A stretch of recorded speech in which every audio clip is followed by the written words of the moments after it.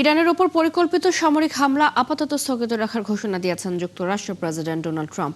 যুদ্ধবন্ধে একটি চুক্তির সম্ভাবনা দেখা দেয়ায় এই হামলা থেকে সরে এসেছেন বলে জানান তিনি। এছাড়া শান্তি আলোচনা চলাকালে ইরানের তেল বিক্রির নিষেধাজ্ঞাও স্থগিত রাখার ব্যাপারে যুক্তরাষ্ট্র রাজি হয়েছে। এর আগে স্থায়ীভাবে যুদ্ধবন্ধে যুক্তরাষ্ট্রের কাছে নতুন 14 দফা প্রস্তাব পাঠিয়েছিল ইরান। বিস্তারিত রিপোর্টে।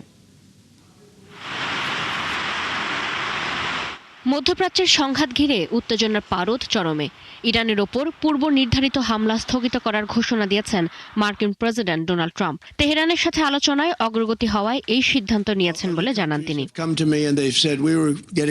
সামাজিক মাধ্যম ট্রুথ সোশ্যালে ট্রাম্প দাবি করেন, ইরানে সামরিক হামলার পরিকল্পনা স্থগিত করতে কাতারের সাথে এখন গুরুত্বপূর্ণ আলোচনা। একই সাথে তিনি সতর্ক করে বলেন, আলোচনায় গ্রহণযোগ্য কোনো চুক্তি না হলে যে কোনো সময় ইরানের বিরুদ্ধে বড় ধরনের সামরিক অভিযান চালাতে প্রস্তুত রয়েছে যুক্তরাষ্ট্রের সেনাবাহিনী। আমরা একটি খুব বড় ধরনের হামলার চালানোর প্রস্তুতি নিচ্ছিলাম। আমি এটা কিছু সময়ের জন্য স্থগিত করেছি, কারণ আমরা ইরানের সাথে খুব বড় আলোচনা করেছি এবং দেখব তার ফল কি হয়। এমন একটি চুক্তি হবে যা যুক্তরাষ্ট্রের কাছে খুবই গ্রহণযোগ্য হবে, তবে ইরানের জন্য কোনো পারমাণবিক অস্ত্র থাকবে না।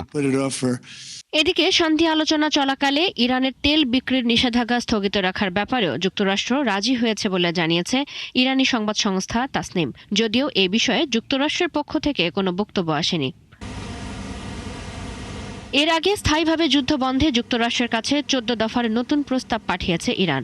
এই প্রস্তাবের প্রধান লক্ষ্য হল যুদ্ধ বন্ধ করা ও যুক্তরাষ্ট্রের প্রতি আস্থা অর্জন করা। নতুন প্রস্তাবে দেখা গেছে, ইরান শর্ত সাপেক্ষে তাদের সমৃদ্ধ করা ইউরেনিয়াম রাশিয়ায় পাঠাতে সম্মত হয়েছে। এছাড়া তারা দীর্ঘ সময়ের জন্য তাদের পারমাণবিক কার্যক্রম স্থগিত রাখবে, কিন্তু স্থায়ীভাবে কার্যক্রম বন্ধ করবে না। সংশোধিত প্রস্তাবে ইরান আরও বলেছে, তারা যুক্তরাষ্ট্রের কাছ থেকে কোনো আর্থিক ক্ষতিপূরণ নেবে না। এর বদলে তেহরানকে অর্থনৈতিক ছাড় দিতে হবে ওয়াশিংটনকে। ইরান ইস্যু এখন শুধু মধ্যপ্রাচ্য নয়, বরং বৈশ্বিক কূটনীতির অন্যতম গুরুত্বপূর্ণ আলোচ্য বিষয়ে পরিণত হয়েছে। বিশ্লেষকরা বলছেন, যদি নতুন কোনো সমঝোতা না হয় তাহলে মধ্যপ্রাচ্যে আবারও সামরিক উত্তেজনা বাড়তে পারে। তবে আপাতত কূটনৈতিক আলোচনা চলমান থাকায় সম্ভাব্য সংঘাত এড়ানোর সুযোগ এখনও রয়েছে। চৈতি সরওয়ার, ৭১।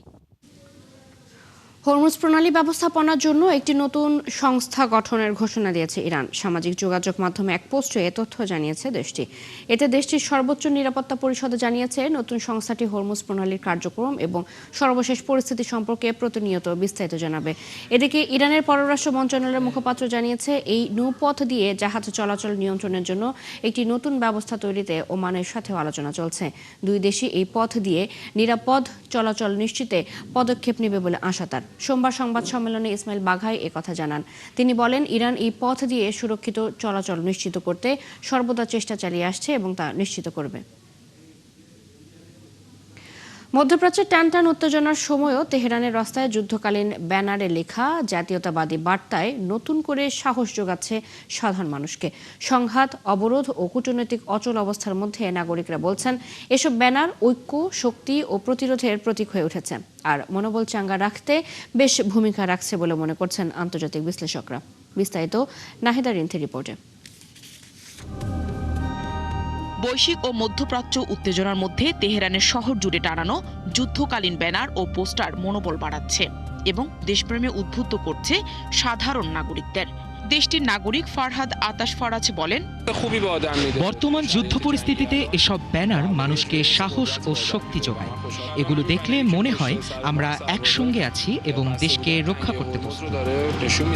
তেহরানের বিভিন্ন সড়ক ও গুরুত্বপূর্ণ স্থাপনায় যুদ্ধ সংক্রান্ত স্লোগান ও জাতীয়তাবাদী বার্তায় লেখা ব্যানার দেখা যাচ্ছে। বিশেষ করে গুরুত্বপূর্ণ ইনকিলাব স্কোয়ার ও ভালি আসর স্কোয়ারে ঝোলানো বিশাল ব্যানারগুলো সাহস যোগাচ্ছে সাধারণ মানুষদের। যখন লোকেরা চত্বরে এসে ব্যানারগুলো দেখে, তখন এটাই এক ধরনের অনুপ্রেরণা হয়ে ওঠে।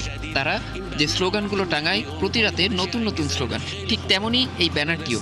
যখন আপনি এটির দিকে তাকান, তখন অনুপ্রেরণা যোগায়। এটি খুবই ভালো, এটি একটি চমৎকার কাজ। বিভিন্ন স্থানে বড় আকারের পতাকার পাশাপাশি মার্কিন প্রেসিডেন্টের বিশাল আকারের ব্যানার টানানো হয়েছে, যা নাগরিকদের মাঝে জাতীয় ঐক্য ও প্রতিরোধের বার্তা দিচ্ছে। আবার কিছু ব্যানারে যুক্তরাষ্ট্রের যুদ্ধ জাহাজ ও ড্রোনকে বিশাল জালের মধ্যে আটকা পড়া অবস্থায় দেখানো হয়েছে। হরমুজ প্রণালীর মতো গুরুত্বপূর্ণ জলপথ রক্ষায় এগুলো কঠোর হুঁশিয়ারি হিসেবে কাজ করছে। এই মুহূর্তে আমাদের পেছনে যে ব্যানারটি রয়েছে তাতে আসলে হরমুজ প্রণালী বন্ধের বিষয়টি চিত্রিত করা হয়েছে। আর আমার মনে হয় আমরা যে যুদ্ধেও জিতেছি সেই ব্যাপারে তারা খুব একটা খুশি নয়। এই ব্যানারগুলো একদিকে যেমন নাগরিকদের দেশ প্রেমে উদ্বুদ্ধ ও সাহস এবং প্রতিরক্ষা সক্ষমতার জানান দিচ্ছে, অন্যদিকে তা সাম্প্রতিক সময়ে যুক্তরাষ্ট্র ও ইসরায়েলের সম্ভাব্য আগ্রাসনের মুখে ইরানের অনমনীয় অবস্থানের প্রতীক হয়ে দাঁড়িয়েছে। আমাদের সবকিছুই যুক্তরাষ্ট্রকে ক্ষুব্ধ করে, আমাদের প্রকৌশলী, আমাদের বিজ্ঞানী, আমাদের জীবন, এমনকি আমরা যখন কোনো চলচ্চিত্র নির্মাণ করি সেটাও তাদের ক্ষুব্ধ করে, এমনকি আমাদের ব্যানার, আমাদের লোকজনের উপস্থিতিও। এদিকে আন্তর্জাতিক বিশ্লেষকরা মনে করছেন শহর জুড়ে এমন প্রদর্শনীর মাধ্যমে ইরানি কর্তৃপক্ষ দেশবাসীর মনোবল চাঙ্গা রাখতে কাজ করছে। নাহিদা রিন্থি, ৭১। পশ্চিমবঙ্গে এবার ঈদে পশু কোরবানির ওপর কঠোর বিধিনিষেধ আরোপ করেছে রাজ্য সরকার। প্রয়োজনীয় সনদ ছাড়া পশু জবাই না করা, একই সাথে ১৪ বছরের কম বয়সী কোনো গরু কোরবানি না করতে কঠোর নজর রাখছে সরকার। ১৯৫০ সালের পশ্চিমবঙ্গ পশু হত্যা নিয়ন্ত্রণ আইন কঠোরভাবে কার্যকরের লক্ষ্যেই এই নজরদারি বলে জানিয়েছে স্বরাষ্ট্র ও পার্বত্য বিষয়ক দপ্তর। আরও জানাচ্ছেন আরাফাত ইসলাম। কোরবানি ঈদের বাকি আর ২ সপ্তাহ। ঠিক ঈদের আগেই পশ্চিমবঙ্গ রাজ্য সরকারের স্বরাষ্ট্র ও পার্বত্য বিষয়ক দপ্তর থেকে গবাদি পশু জবাইয়ের নিয়ম কঠোর করে একটি সংশোধিত গণবিজ্ঞপ্তি জারি করা হয়। বিজ্ঞপ্তিতে বলা হয়, দ্বৈত স্বাক্ষরযুক্ত সুস্থতার সনদ ছাড়া কোনো গবাদি পশু জবাই করা যাবে না। এমনকি কোরবানির পশুর বয়স কমপক্ষে ১৪ বছর হতে হবে। ১৯৫০ সালের পশ্চিমবঙ্গ পশু হত্যা নিয়ন্ত্রণ আইনকে কঠোরভাবে কার্যকর করতে বিধিনিষেধ আরোপ করা হয়েছে বলে জানায় কর্তৃপক্ষ। ১৪ বছরের বয়স হলেও যদি সেটা সুস্থ থাকে, প্রোডাক্টিভিটি যদি থাকে, যে দুধ দিচ্ছে, এরকম যদি বিষয় যদি থাকে, তাহলে তাকে কোরবানি দেওয়া যাবে না। নির্দেশ অমান্য করলে কঠোর শাস্তির বিধান রাখা হয়েছে। দোষী প্রমাণিত হলে সর্বোচ্চ ৬ মাসের কারাদণ্ড হতে পারে। পাশাপাশি ১,০০০ রুপি পর্যন্ত জরিমানা কিংবা উভয় দণ্ডেই দণ্ডিত হতে পারেন। বলা হয়েছে, ১৯৫০ সালের সংশ্লিষ্ট আইনের আওতায় এ ধরনের অপরাধ আদালতে বিচারযোগ্য হিসেবে বিবেচিত হবে। এখন যে নতুন সরকার পশ্চিম বাংলা এসছেন, উনি সার্কুলেশন জারি করেছেন যে ১৯৫০ যে স্ল্যাটিং কানুন আছে তাকে লাগু করতে হবে আর ওভাবেই চলবে। এদিকে রাজ্য সরকারের কড়াকড়িতে চরম হতাশায় কোরবানি ঈদে বিনিয়োগকারী খামারিরা। অনেকে ঋণ নিয়ে ব্যবসায় নেমে পড়েছেন বিপাকে। লোকসানের ভয়ে হতাশ অনেক খামারি, উপায় খুঁজছেন ক্ষতি সামলানোর। এদিকে বিভিন্ন এলাকায় হাটগুলোতে গরু কেনাবেচা নিয়ে দোটানায় ক্রেতা বিক্রেতারা। সরকারের কঠোর বিধিনিষেধে আগ্রহ হারিয়েছেন অনেক ক্রেতা। আরাফাত ইসলাম, ৭১। ভারতের পশ্চিমবঙ্গে ধর্মীয় শ্রেণীভিত্তিক সব প্রকল্প বন্ধ করার সিদ্ধান্ত নিয়েছে বিজেপি সরকার। এতে বন্ধ হতে যাচ্ছে মমতা বন্দ্যোপাধ্যায়ের আমলে চালু করা পুরোহিত, ইমাম ও মুয়াজ্জিন ভাতা। সোমবার নবান্নে মন্ত্রিসভার দ্বিতীয় বৈঠকের পর রাজ্যের নারী, শিশু ও সমাজ কল্যাণ মন্ত্রী অগ্নিমিত্র পাল একথা জানান। তিনি জানান, এসব প্রকল্পের চলতি মাসের অনুদান দেওয়া হলেও জুন থেকে তা বন্ধ করা হবে। এর আগে উন্নয়নমূলক প্রকল্পের অংশ হিসেবে পুরোহিত, ইমাম ও মুয়াজ্জিনকে প্রতি মাসে ১,৫০০ রুপি করে ভাতা দিত তৃণমূল সরকার। অগ্নিমিত্র আরও জানান, নির্বাচনী প্রতিশ্রুতি অনুযায়ী অন্নপূর্ণা যোজনা প্রকল্পের অনুমোদন দিয়েছে রাজ্য সরকার।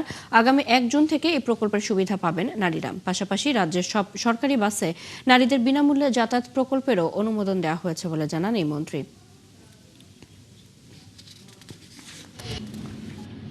তথ্য ও সংস্কৃতি বিষয়ক দপ্তর এবং সংখ্যালঘু বিষয়ক ও মাদ্রাসা শিক্ষা দপ্তরের অধীনস্থ ধর্মীয় শ্রেণী বিন্যাসের ভিত্তিতে প্রদত্ত সহায়তামূলক প্রকল্পসমূহ বন্ধ এই মাস চলবে, পরের মাস থেকে এটা বন্ধ করা হচ্ছে। মুখ্যমন্ত্রী হওয়ার পর পশ্চিমবঙ্গের তৃণমূল বা কংগ্রেসের চেয়ে বাংলাদেশের জামাতের অস্বস্তি অনেক বেশি বেড়ে গেছে বলে মন্তব্য করেছেন শুভেন্দু অধিকারী। এছাড়া ভারতের পশ্চিমবঙ্গের সীমান্ত সুরক্ষা এবং অনুপ্রবেশকারীদের বিষয়ে কঠোর বার্তা দিয়েছেন তিনি। কলকাতা থেকে সত্যজিৎ চক্রবর্তী পাঠানো তথ্য ছবিতে বিস্তারিত জানাচ্ছেন মনিরুজ্জামান বাবু। পশ্চিমবঙ্গের মুখ্যমন্ত্রী হয়ে ভারত বাংলাদেশ সীমান্ত নিয়ে শক্ত অবস্থানে শুভেন্দু অধিকারী। সীমান্ত সুরক্ষার পাশাপাশি রাজ্যের আইন শৃঙ্খলা পরিস্থিতি নিয়েও কড়া বার্তা দিয়েছেন মুখ্যমন্ত্রী। সোমবার কলকাতার ভবানীপুর ও ক্যামাক স্ট্রিটে আয়োজিত এক অনুষ্ঠানে তিনি অনুপ্রবেশকারীদের ফেরত পাঠানো এবং রাজ্যের আইন শৃঙ্খলা নিয়ে আবারও হুঁশিয়ারি দিয়েছেন।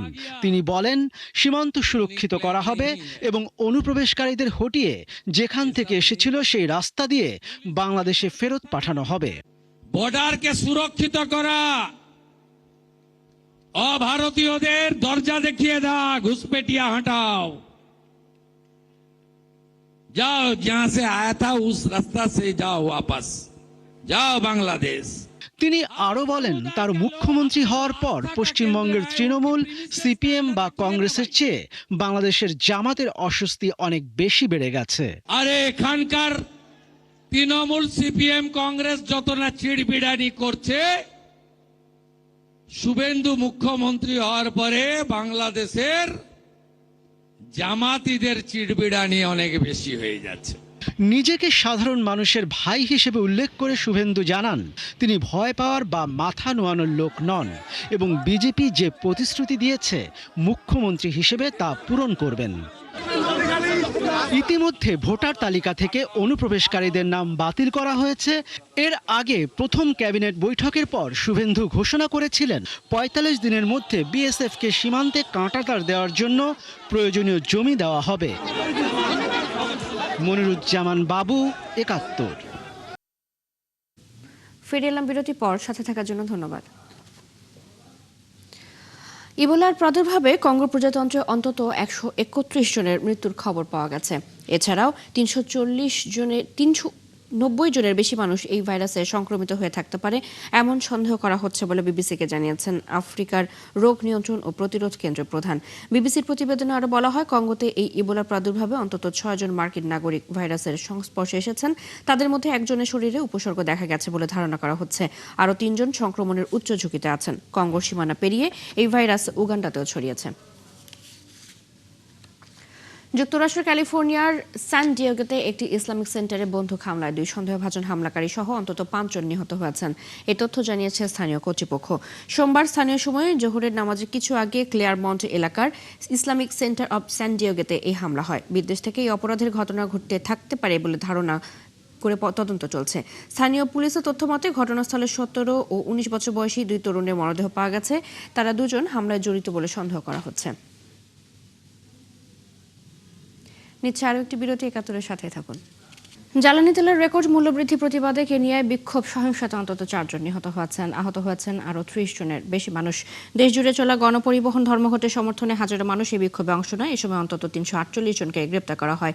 বিক্ষোভকারীরা পাথর ছুড়ে, চলন্ত টায়ার চেলে সড়ক অবরোধ করলে পুলিশ টিয়ার গ্যাস ছুড়ে পরিস্থিতি নিয়ন্ত্রণের চেষ্টা করে।